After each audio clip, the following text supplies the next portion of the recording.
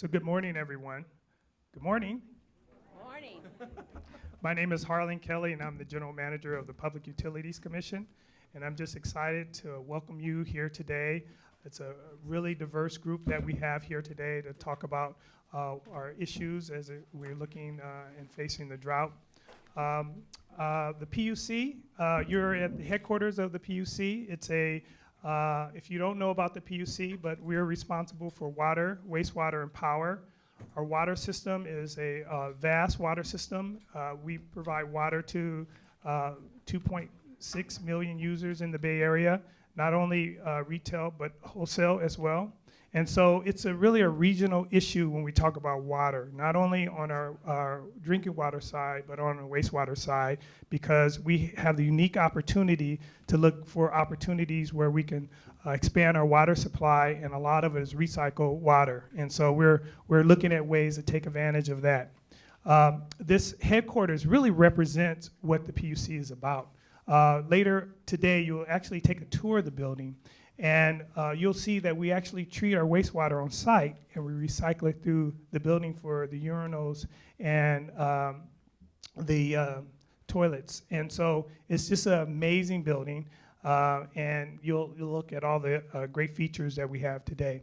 So I just wanted to first start off to introduce the mayor of San Francisco. He's an infrastructure mayor. He has been really promoting investing in infrastructure, and one of the great things that we're able to do is fix a lot of our pipes that bring water here. And we had a lot of leaking pipes because our system is over 100 years old, and with their ability to reinvest in infrastructure, that is probably the largest saving of water that we have experienced here at the PUC. And so it's my great pleasure to introduce the mayor of San Francisco, Edwin Lee. Thank you, Harlan.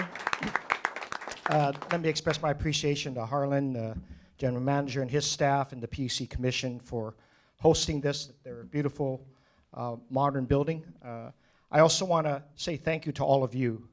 These are important and serious times in our state, and I suggest to you that this is an emergency that we are in, and that's why we are today convening consistently with our great governor's request that we hold these meetings on a regional basis throughout the state of California. We've got to manage this pretending disaster. And it is something that all of us, I believe, are experts in when it comes to disaster preparedness and management. And I want to thank the governor and, again, Mark Ghilarducci for down here for hosting this regional meeting. I want to thank all of you who are stakeholders in this effort, working and sharing information with each other as an entire region. San Francisco, while we will do our best, we have to work in concert with all of you in the East Bay and the South Bay, North Bay as well. And this is not going to go away. From all climate predictions, we will not be, unfortunately, lucky, like maybe in the World Series or something, where we can count on someone else's failure to be our success. We actually have to make our own success and make our way forward. And I would like to say this, that we're doing our best here in San Francisco. Since 2007, our San Francisco government agencies have reduced water usage by some 20%. But still, that's not enough. I've called for an additional, on top of that, an additional 10%. Because if we are going to have some serious conversations with our businesses, before I do that, before I indicate to them what we need from them, and they are the biggest water users in our city, we have to demonstrate our own commitment to that, both personally as well as corporately. And so having the PUC and our climate action change, our Department of Environment, working together with each of our departments to reduce an additional 10% is important so that we have the moral foundation, but also the practicality to begin those serious discussions with our businesses. Not only is water reduction important, I think we're at a cusp where we have to signal behavioral changes among ourselves. Real life changes have to happen in order for us to manage this pending disaster. And so I'm also about making sure that our kids growing up, and just as they have done with education programs that emphasize the pro-environment demands of education now, we want to get all of our kids to be, whether it's drawing pictures, coming up with ideas, how do they conserve water? How do they not waste water? How do all of our systems in our city represent the effort to conserve, to collect as much, to use groundwater, to use recycled water in areas where it's appropriate, and as well as to keep that fresh water for our drinking use. This is what we have to do. This is an aggressive agenda. I want to thank, again, the governor's office for leading this effort. These conversations got to go more than just a regional approach to this. We've got to have action that follows these promises to the public that we will do our best to make sure we manage a crisis in the making. And so not only do we lead by example, not only do we cut waste and water usage as much as we can, we also have to talk to the public about behavioral changes. That is the most difficult thing when it comes to that. But as a leader of a great city, I'm going to try to be the first. And Anita and I, my wife, has already talked about how we can demonstrate our own at home. And so we can talk to the kids with confidence that we're not violators. We want to lead by that example and be the behavioral change. This is a calling of us as government people right now. These are the challenges of our times. And I suggest to you, this is a very serious thing. And it's not, as I think we're going to go through, just a simple nod to agriculture, although that's a strong, strong part of our economy. It's going to challenge all of the things. It's going to challenge our hospitality, our hotels. One of the greatest parts of our city is going to get challenged by this. And so all of this has to be managed by experts such as you. I am looking forward to the ideas you have that we can reinforce with each other.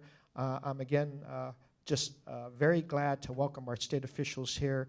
And someone that I get to introduce today has been working with us in the city.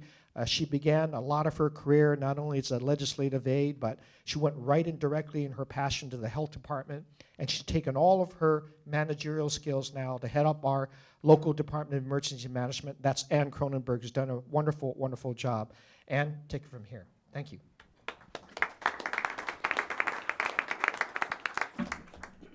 Good morning. It's wonderful to see so many familiar faces. There's a number of people from our UASI approval authority here around the region, and to just see us working so closely together here in the Bay Area.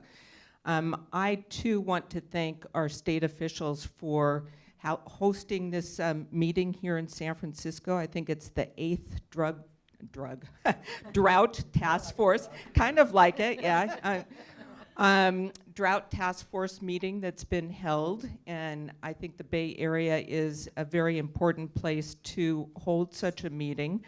I also want to thank Harlan Kelly, who's hosting us today. This room is fantastic, and every time I come in the PUC building, I'm just in awe of what we have been able to do with this very green building. Nancy Ward is someone who we worked very closely with over the years when she was at FEMA. And Mark Ghilarducci stole Nancy from FEMA, but luckily she didn't go too far, so we still get to work with her at Cal OES. So we work so closely, my office, with Cal OES. I would wager a bet that Jody probably talks to my staff on a daily basis about issues ranging from grant reimbursements to the RIM fire, which obviously we worked very closely with Cal OES. Mark himself has been in his position, I believe, since 2012, was appointed by Governor Brown for that position. He also serves as the governor's Homeland Security Advisor. He comes to us with 30+ years of experience in the field. He has responded to so many disasters in California that I'm sure that even he can't remember. Huge long list, but we have this incredibly close working relationship, and it's great pleasure for me today to introduce Mark. Here you go. Thank you. Thanks, Ann. Thank you, Ann. I may have caused some disasters in all those years too, I think. Anyway, Mr. Mayor, Ann, and all of you, thank you so much for taking the opportunity to host us today to deal with this very, very important topic. You know, Ann may have said drug it, and she meant drought, but it just makes me think that, and she mentioned rimfire. California is, you know, truly, as the governor says, a nation state.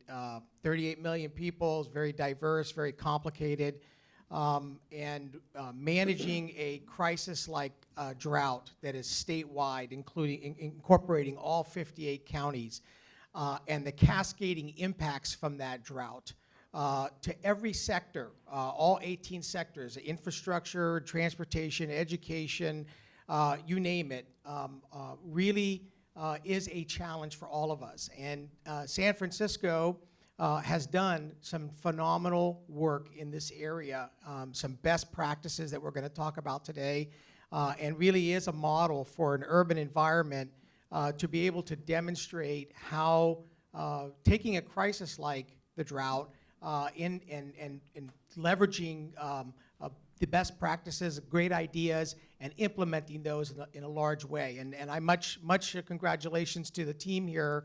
You know, not only meeting the governor's 20%, but asking for an additional 10%. It's a heavy lift, but it's something that we need to know that this is a marathon, not a sprint. And in many ways, the drought is, while it's a crisis situation, really to a degree is going to become the new norm in California. When we look at ourselves moving into the future years, an increase in population and requirements, we need to think about how we are sustaining this very, very critical resource. And San Francisco, again, is one of those places leading the way. And so I'm very excited today to have the opportunity to meet with you and discuss some of these ideas. We'll talk a little bit about what we're doing at the state, the governor's actions, and the various state agencies to stay out in front of this. But it's not a state action. It's a state, federal, local, non-governmental, private sector, individual effort. We all need to be in this together, and we all need to stay out in front of this to make it successful. So with that, I thank you very much for hosting today, and look forward to talking more with you as we move forward. Thank you. So, Brad, are we going to do a introduction around the table? Just the task force members are going to do their brief on what their individual agencies are up to. Okay, great. Janine, if you So, want mine. Can I start with just a few key topic Yeah. areas? And then we can move forward. See if your table mic's on there. Okay. Yeah. Okay. Great. So with that, let's just begin. You know, as I mentioned, sort of the objective of today's meeting and the challenges of managing this statewide event. As you all know, you know, this is the third year of 3 dry years. We have been hoping, working with NOAA and the National Weather Service, that next year we may be in an El Nino pattern to various degrees. You know, I think there's interpretation of what that means, but we need to anticipate probably another dry year, or at least plan for it as we move forward and be prepared for another dry year. Our challenge has been to remain out in front of this evolving event. As you know, most disasters that we deal with here in California, being sort of a disaster-prone state, is that the disaster occurs, we respond collectively, and we sort of mitigate the crisis, and we begin the recovery process. That's not the case with the drought. The drought is an evolving, ever-expanding challenge. And it's something that it's not going to go away. So we need to think about it in the context of really long-term sustainable solutions that we can find that changes the way that we in our society, our culture in California deals with this problem. And the legislature and the governor are looking at a variety of different solutions that we'll talk a little bit about today. But there's some tough decisions that have had to be made, and part of it included curtailments of water deliveries, and even to the extreme mandatory water restrictions in parts of the state of California. To a degree, the drought tends to be, while it's everybody's is impacted, there are other regional parts of the state that are worse off than others. And, certainly our Central Valley and our agriculture industry has been hit very, very hard. And we're having to, as you'll learn today, farmers are fallowing land, and it's having a trickle-down effect with regards to jobs and production and the economy in an industry that really feeds the world and is one of the largest economic engines for the state of California. So from that standpoint, the long-term economic impacts just in that one sector will have a tremendous impact. So we're working hard to provide the balance of dealing with those problems while maintaining public health and safety as the #1 priority, so that we ensure that people don't go without drinking water for public health and safety standards. And even that is a challenge, as there are many places in California that individuals are on wells, and wells are running dry. And while if you're tied into a system, you have a little bit better flexibility, but if you're tied in exclusively to a well, your options are limited. And so we're really leveraging that. We're looking at everything from groundwater availability to the way water is allocated statewide in the future to some larger term solutions. And a lot of this has been wrapped up in the Governor's Water Action Plan that was released, and is a very comprehensive document that really outlines the direction and strategy that the governor and the state is moving forward in.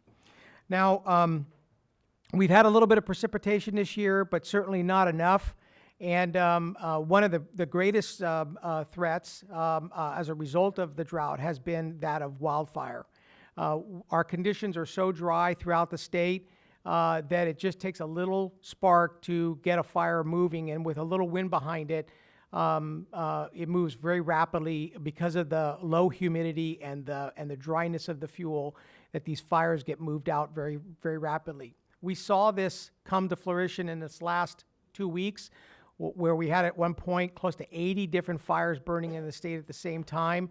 Of those, 18 were very major fires, where we had to actually leverage every city and county in California to provide fire mutual aid assets to move up into Northern California to support the fire activity. The governor recognized this early and moved forward, increasing the number of firefighting staffing for particularly CAL FIRE, but put all the state agencies on notice to be able to be very responsive with a strategy that is get to the fires fast and keep them small. This year particularly, we really cannot afford these fires getting too far out in front of us. And of course, with lightning strikes like we've been having in the Sierra, very strange weather, monsoonal flows, we have been having a lot of lightning-caused fires that aren't human-caused, but result in, multiple fires happening at the same time. So together, fire safety and awareness of the potential for fire is very, very important. The governor did put in place an emergency proclamation for the state of California and 2 subsequent executive orders, which did a few things. One, they directed state agencies to respond with all of the assets that the state could respond to be able to deal with this emergency.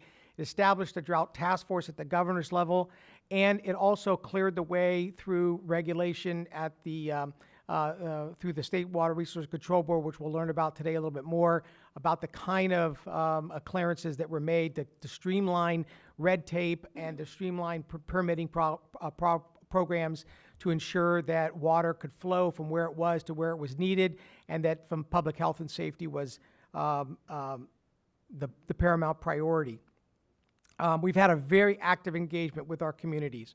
Again, we cannot do this alone. So much kudos to all of the local authorities throughout California working very closely in collaboration with the state. And conversely, with our federal partners, early on, the federal agencies came together And we have been holding weekly conference calls with the White House. The White House has been on this right from the get-go. President Obama has been out here for himself to see the impact of the event, and they have been forthcoming with resources very rapidly. So I want to really appreciate all of their efforts. Our emergency operations centers at the state and the regional levels remain activated to deal with this. We're holding weekly calls with our operational areas to be able to get that input, that feeding that information at what's happening on the ground so that we can act very rapidly to adjudicate some of these issues. As the drought continues, these challenges become greater, more challenging. And individuals, particularly ones that are running out of water, become more and more of a heavy lift for us. The governor was working with the legislature, successful in moving forward with some emergency drought legislation. That legislation included over $21 million in housing and rental assistance through housing and community development. Much of that has already been allocated to individuals and families that have been displaced because of the drought. $15 million in emergency drinking water to the California Department of Public Health and now over to the State Water Resources Control Board, and $25 million in emergency food assistance that has been put out through food commodities to various counties throughout the state. Water conservation remains our #1 focus, and we'll hear a little bit more about that today.